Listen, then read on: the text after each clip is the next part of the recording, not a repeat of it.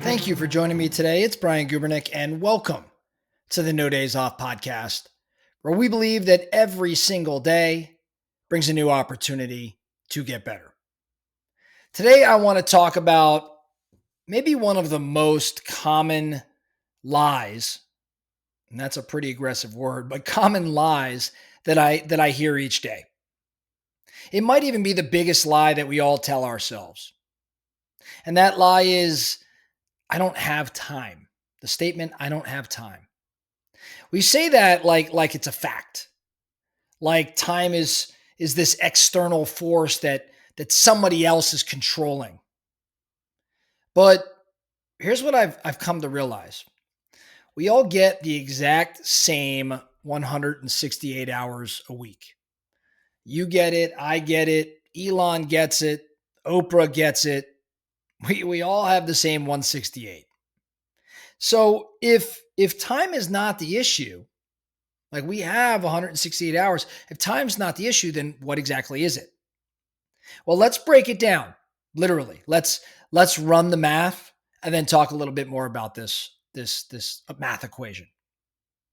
So if we all have 168 hours per week, let's subtract what I would call the non-negotiables. Okay, so for example, sleep. You're going to sleep 7 hours or so a night, 7 days a week. So right there is 49 hours. You're going to work 9 hours a day if you include the commute, 5 days a week. So there's another 45 hours. You're going to work out, especially if you're a No Days Off Nation member. You're going to work out at least an hour per day. Let's just go with an hour for sake of the conversation right now in the equation. Hour per day, and you're probably going to go 5 days a week. So there's another 5 hours. You're going to have your meals and your prep. I'm going to call that an hour and a half per day times 7. That's 10 and a half hours a week. You're going to have family time. And I'm going to be generous here, more generous than I think most people are spending. But I'm going to go 3 hours per weekday and 5 hours on the weekends. So that's another 25 hours. And then lastly, I'm just going to call it personal hygiene / admin related tasks. Let's just call it an hour per day. So that's another 7 hours. So when you go through what I just ran, the equation I just ran or the math I just ran out, what you find is 141 and a half hours that I would call accounted for time. What that really means is that we have 26 and a half hours left after accounting for everything I just said. And that's every single week, 26 and a half hours left, more than a full day left. That's 3.5 hours per day of what I would call flexible time.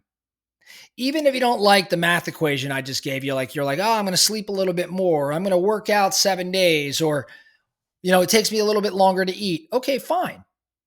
So you'll go from, call it 3.5 hours per day to 2.5 hours per day instead. That is a lot of time. Here's the kicker. I don't think most people can tell you where that flexible time even went, where those hours really truly went. Where does the time actually go? Well, there's a lot of research out there on this. There are some very common time thieves, and you're probably all thinking exactly what they are, and you're probably right. Social media is a 2 to 3 hour habit per day for most people. Now, if you're listening to this podcast, you're not like most people, but there's 2 to 3 hours per day gone to social media. There's 2 to 4 hours per day gone to TV and streaming. There's probably an hour or two per day going to text and email and whatever other mindless communication tool you're using. And then there's just mindless internet surfing and YouTube and Reddit or whatever it is you're doing. This is what I would call invisible time loss. It's death by 1,000 scrolls. We're not actually out of time. We're completely out of focus. And I think this is exactly how people end up saying things like, oh, I want to start a business, or I wish I could write a book, or I should be in better shape. But then nothing ever happens. because that margin, it's spent watching Netflix or scrolling Instagram reels. So I'm not trying to get after anybody or be too aggressive here. I am just as guilty. I mean, every night I've been watching something on Netflix for an hour. And I justify it as like my wind down time. And as a result, I sleep less. And as a result, I read a little less than I could. Now, I do believe you should have some joy if that in fact brings you some joy. But do I need 2.5 hours like it sometimes could turn into if I don't control it? Nah, probably don't need 2.5 hours on Netflix. Because the reality is it's not really a time problem. It's a priority problem. Time's not the issue. It's clarity and intention that are actually the issue. How do I know this? Because people make time for fantasy football leagues. People make time for watching a new season of their favorite show. People always make time for like the third rewatch of The Office.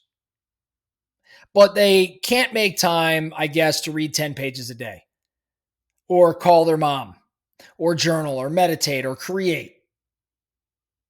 So you are either choosing your time or you're letting someone else choose it for you. I think we've got to take control. We've got to really regain control over our time. And as I'm thinking through, like, how do we go about regaining control? I think there's really 4 tactical ways to do that. The first thing I'd consider doing is just running a time audit. For the next few days, track every hour, every single one. I think you'll be stunned at what you'll find is eating up your calendar.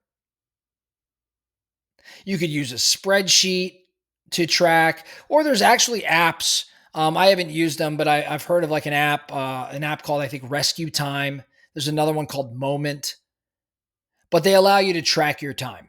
So run a time audit. Where are you spending? Take the next 3 days. Where are you spending every single minute or every single hour? I think you'll be shocked.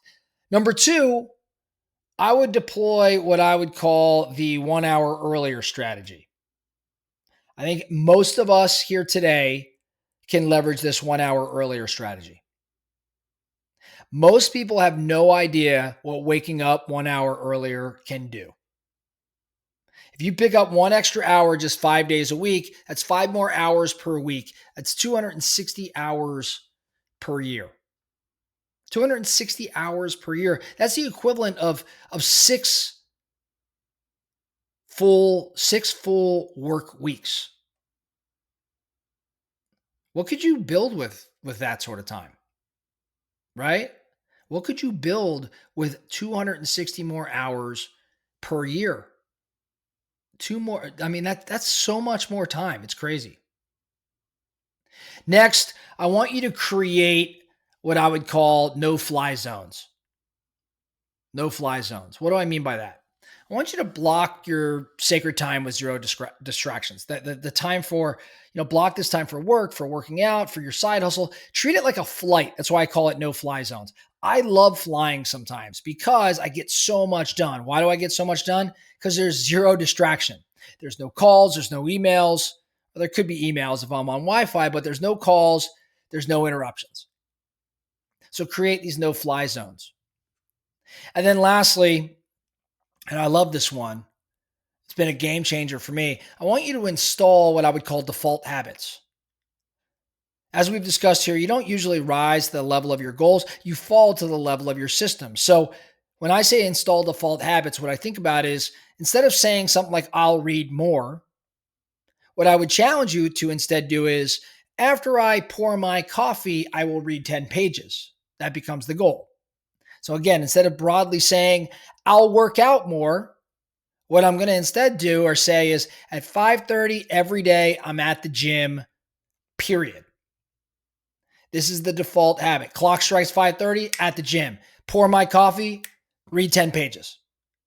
In other words, automate your time around your goals and not just automating your time around dopamine hits. So as we wrap up, you're not too busy. I think you're distracted. You're not really out of time. I'm not really out of time. We're just bleeding time. We're just leaking time. I don't think you need a new calendar. I think we all just maybe need some new commitments. So the action step here, I already mentioned it. Do that 72-hour time audit. Track where every hour goes. And then pick one activity that shows up on that time audit and just reduce it by 50%. Maybe, again, it's social. Cut it by 50%. Maybe it's TV. Cut it by 50%.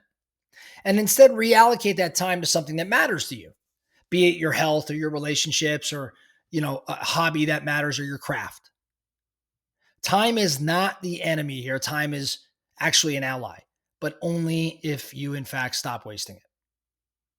That's all I have for you today, the No Days Off podcast. Thank you so much for listening. And remember, every single day brings a new opportunity to get better. So let's get after it.